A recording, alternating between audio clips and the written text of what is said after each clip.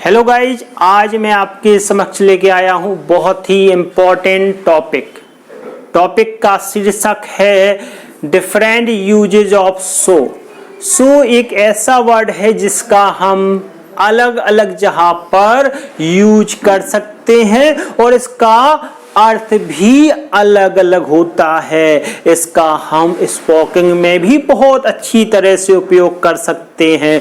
तो शुरू करते हैं। सो का डिफरेंट यूजेज यानी कि डिफरेंट यूजेज ऑफ सो, जिसमें कि सबसे पहला जो नियम आता है वह है कि सो को हम एडजेक्टिव के साथ जब प्रयोग करते हैं, कहने का तात्पर्य जब सो के बाद एडजेक्टिव आता है और उसके बाद दैट से लगा हुआ सबऑर्डिनेट क्लॉज होता है तो यह इतना का अर्थ देता है, इतनी का अर्थ देता है। जैसे कि एग्जाम्पल के थ्रू समझ सकते हैं कि तुम इतनी सुंदर हो कि मेरी नजरें तुमसे हट नहीं सकती या हट नहीं रही हैं। You are so beautiful, you are so beautiful that I cannot take my eyes off you. Okay, अब दूसरा एग्जाम्पल भी देख सकते हैं। सेकेंड एग्जाम्पल में हम देखेंगे कि वह इतना चालाक है कि कोई उसे ठग नहीं सकता या धोखा नहीं दे सकता, यानी कि he is so clever that no one can cheat him. Next देख सकते हैं एग्जाम्पल कि मैं इतना गरीब हूं कि किताबें नहीं खरीद सकता। I am so poor. मैं इतना गरीब हूं, I am so poor that I cannot purchase books. इसके साथ ही आपका पहला कंसेप्ट क्लियर होता है। दूसरा कंसेप्ट है कि जब सो के बाद फाड़ दिया गया हो तो यह अब तक का अर्थ देता है और इसे एग्जाम्पल के थ्रू कैसे समझेंगे देखेंगे कि तुम अब तक सो रहे हो, सो फार यू आर स्लीपिंग। तुम अब तक गा रहे हो, सो फार यू आर सिंगिंग।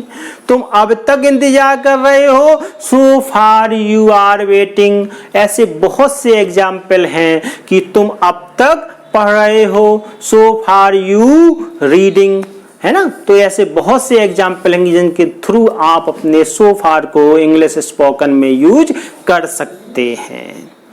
दूसरा कंसेप्ट क्या कहता है? अब अगला कंसेप्ट जो है वो अगला कंसेप्ट है कि जब हम सो के बाद एक कोऑर्डिनेट क्लॉज आ रहा हो, सो के बाद जब कोऑर्डिनेट क्लॉज आ रहा हो तो यह इसलिए का अर्थ देता है, जैसे कि मौसम खराब था इसलिए मैं बाहर नहीं गया। It was bad weather so I did not go out. या फिर दूसरा एग्जाम्पल भी देख सकते हैं कि शेर भूखा था इसलिए हिरन को मार दिया। The lion was hungry so he killed the deer. और इसी प्रकार से बच्चे शोर नहीं मचा रहे थे इसलिए अध्यापक ने पढ़ाना शुरू किया। The student were not making a noise so the teacher started to teach. जो सो का नेक्स्ट कंसेप्ट है वह है कि सो के बाद अगर दैट आ रहा हो तो वह ताकि का अर्थ रखता है और इस ताकि के अर्थ में सो दैट के साथ में या माइट लगाते हैं। जब प्रेजेंट होता है तो में और जब पास्ट होता है तो माइट लगाते हैं। जैसे एग्जाम्पल के थ्रू समझेंगे कि मुझे अपना छाता दे दो ताकि मैं बाहर जा सकूं। Give me your umbrella so that I may go out। इसी प्रकार से नेक्स्ट एग्जाम्पल देखते हैं कि उसने बहुत सारा धन कमाया ताकि वो अपने वादे को पूरा कर सके और तुमसे शादी कर सके।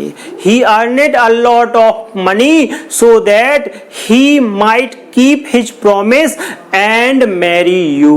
और इसी प्रकार से हम कह सकते हैं कि जल्दी करो ताकि हम स्टेशन समय पर पहुंच सके। Make haste so that we may reach the station in time. So का अगला कंसेप्ट कहता है कि जब सो वर्ब के बाद आए, यानी कि वर्ब के बाद सो आए या सो के पहले वर्ब आए, तो यहां सो का अर्थ ऐसा निकलता है। क्या निकलता है? ऐसा निकलता है जैसे तुम ऐसा क्यों बोल रहे हो, why are you speaking so, या फिर तुम ऐसा क्यों कर रहे हो, why are you doing so, या फिर तुम ऐसा क्यों लिख रहे हो, why are you writing so. इस प्रकार से भी आप कई सो के प्रयोग कर सकते हैं जहां की ऐसा का अर्थ देता है। सो का अगला कंसेप्ट कहता है कि अगर सिंपल सेंटेंस में सो के बाद एडजेक्टिव दिया गया हो तो यहां इसका अर्थ बहुत निकलता है, जैसे कि वह बहुत सुंदर है, शी इज सो ब्यूटीफुल, मैं बहुत चालाक हूं, आई एम सो क्लेवर, और इसी प्रकार से वे बहुत मेहनती हैं, दे आर सो लेबोरियस या हार्ड वर्किंग। फिलहाल सो के स्थान पर हम वेरी का भी प्रयोग कर सकते हैं, दोनों समानता का अर्थ रखते हैं, लेकिन आज के स्टाइलिश लैंग्वेज में हम देखते हैं कि सो का प्रयोग बहुता से किया जाता है। गाइज, इस प्रकार से सो का जो डिफरेंट यूजेस का लेक्चर था वह यहाँ समाप्त होता है। अगर पसंद आया तो लाइक कर दें और नए हैं तो सब्सक्राइब कर दें। अगले वीडियो में फिर आपसे मुलाकात होगी। जय हिंद, वंदे मातरम।